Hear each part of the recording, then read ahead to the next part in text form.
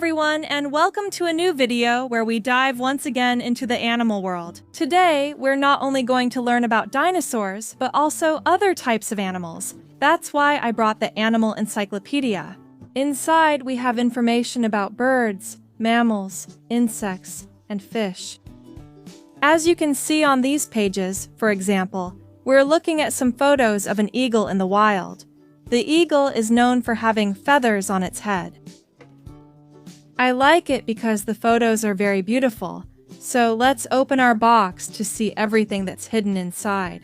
For now, we can already see that we have some dinosaurs with us, like this Parasaurolophus, for example. As you know, it had a horn on the back of its head to make sounds and communicate with the rest of the herd. Let's leave it here for now. And now, let's see all the animals we have today. And look, we have the box full of different animals. Let's find out their names and some of their characteristics. And we'll also experiment with different textures and colors. Let's see which is the first specimen to come out. And it looks like we have a baby dinosaur. Look at the horns it has on its head. I would say this is the great Carnotaurus. It was known for having an impressive jaw, full of sharp teeth, although here it's still very small. As you can see, its tail is curled forward. We can see its hind legs are very large and sturdy, while the front ones were very small. I like this figure because it's also soft. We can squish it. On the back, we can see the spikes that ran all along the dorsal part of its body. An interesting detail about the Carnotaurus is that, according to researchers, these small horns were used to blind its opponents by giving them powerful headbutts. Very interesting. Let's leave it here and continue with a different one. This time we have a large mammal. It's a very well-known feline, the king of the jungle. The lion lives in the savanna. It is characterized by being a feline that has very long and dense fur, especially around its head, unlike the females. As you can see, it has impressive jaws with very sharp fangs. It's quite large, and as you can see, the little figure is one that we can squish. That feels very relaxing to me. The inside is filled with Orbeez beads. Also, we can stretch it too. How about we look at some pictures in the Great Encyclopedia? Yeah. And here it is. In this picture, we can see all the details of its face up close. It also tells us that lions live in prides or clans, usually groups made up of females and one male. Also, here we have a picture of a little lion. Usually, it's the mothers who take care of hunting and looking after the cubs. So, we'll leave our lion here and continue with another one. We have a super big figure, I think the biggest one in the whole box, and it's an impressive dinosaur. It's the great Stegosaurus. As you know, the Stegosaurus was known for having large, bony plates on the top of its body. Also, this figure is soft, so we can squish it and move it around. And its body was very large and robust, while its head was quite small compared to the rest of its body. Its mouth was very small, since it only ate plants, leaves, and grass. And it also had a strong beak to dig in the ground in search of food. Another characteristic of the Stegosaurus was its long tail, with 4 large spikes at the tip, which it used by swinging from side to side to defend itself from predators. The Stegosaurus lived on planet Earth during the Jurassic period more than 155 million years ago. We've learned about that one. Let's see what's next. And we have a type of reptile. Coming out of our mystery box is a cobra. Look, I like it because we can stretch the figure a lot. We can also squish it, completely deforming its impressive face. Plus, it comes with its mouth open. As you can see, it has these 4 fangs that it uses to give big bites and its tongue, which, as you know, is split. At the tip, we can see the detail of its super scaly skin. I love it! Let's play and throw it. 1, 2, 3. Another one over here. I'm seeing more dinosaurs. Here we have two Triceratops figures, although they're different models. Let's look at this one first. As you can see, it's super tiny, but I love it because it's a figure. We can open and close the jaw by pressing on the top of its skull. And what happens is that we can put our finger in, or even grab things, or pretend that it's eating them. It also comes with its articulated legs and with the tail that we can wag from side to side. We can see its strong beak, as I mentioned to you, which is very characteristic in herbivores. In this figure, we can better see what the Triceratops was like. As you know, it had a crown-shaped skull with 3 strong horns on the top. Although, as you can see, the 2 upper horns were much bigger than the 3rd horn, which was located on the top of its nose. Look at this beak shaped like a hook, which allowed it to pull out the tough roots that were underground. We can also move both the hind legs and the front legs, and notice that the back part was bigger and more robust than the front.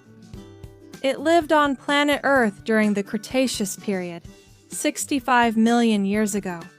This lion keeps falling down, so let's just leave it there. Do we still have more dinosaurs to discover? Here we have a smaller figure. It's one of the largest predators that has ever existed. Look at this jaw. It's the great Tyrannosaurus Rex. Its jaw was made up of a total of 60 sharp teeth, and just its head could reach a length of 1.5 meters. Its hind legs were gigantic, just like its tail, which was very heavy and served as a counterweight to help it keep its balance on its front legs. It only had 2 very tiny fingers, which it used to slightly immobilize its prey or to grab meat and bring it to its mouth. I'm looking inside the box at a very heavy reptile. It's a crocodile. Look, on the top we can see its scaly skin, and it's so soft that we can squish it and see the little balls inside. You know, crocodiles are a type of reptile, currently the heaviest reptile that exists on our planet Earth. Adult specimens can weigh up to about 2,000 kilos. Impressive! As you can see, they have a long tail and 4 legs, with which they are able to walk both on land and also in the water. It's an area where they love to be. Also, one of their attack techniques is to submerge their entire body so that their prey can't see them. And when there's an animal they want to eat, they suddenly open their big mouth. And Zax? They put it in their mouth to swallow it. As you can see, the jaw is very wide and, above all, very long, and it's full of big teeth. When they're in the water, they may seem harmless because they stay still, and it even looks like they blend in with the water. However, when they attack, they're very, very aggressive. Let's look at some illustrations and some photographs. In the Encyclopedia, we have several photos, and what I like the most is that they're pictures of crocodiles in the wild, which is how they should be. All animals, as I was telling you, can be both on land and in the water, and here we see 2 examples of that. Also, because of the color tone of their skin, they blend in very well with their surroundings. It can even be so well camouflaged that prey can't see it. Here, on the other hand, we see it submerged in the water, in some kind of river. Some of its teeth are smaller, but the front ones are super long. We can also see some baby crocodiles. Well, we'll leave it here and keep going, because we still have 2 dinosaur specimens left. There are 2 different types. On one hand, we have an Oviraptor. The Oviraptor was a feathered dinosaur. Its whole body was covered in feathers, although here in this figure, it looks like they've made it with scaly skin. Its jaw was very unique because it had a strong beak. I'll explain what it used it for in a moment. As you can see, it has an egg in one of its claws. And that's because this dinosaur mainly fed on eggs, but not its own eggs. Rather, it ate eggs that it stole from other dinosaurs' nests. That's why it had this strong beak, because it used it to break the hard eggshells and eat everything inside. Its body was quite slim and wiry, which allowed it to run at high speeds. That was very necessary, because when it went to a dinosaur's nest to steal eggs, it needed to run very fast afterwards to hide. Also, on the top, it had a very interesting crest. Next to it, we have a dinosaur. I really like the long-necked ones because they have a lot of different colors, and also their legs are articulated. Look, we can even lay it down, although I like it better this way. Another interesting detail about these animals is that they would usually put all their weight on the rear part of their bodies, using their tails to keep their balance. And in this way, they could rear up against the tree trunks to eat all the vegetation they found more easily. This type of dinosaur was a giant among giants that lived on planet Earth during the Jurassic period. It needed to eat tons of food in order to feed this huge body. And now we've finished today's video. Here are some of the animals we've learned about today. If you like this video, you can help me by giving me a super like, a thumbs up. I'd love for you to subscribe to the channel so you don't miss any videos. And now it's time for me to say goodbye to you all. See you in the next video with more amazing animals. Goodbye.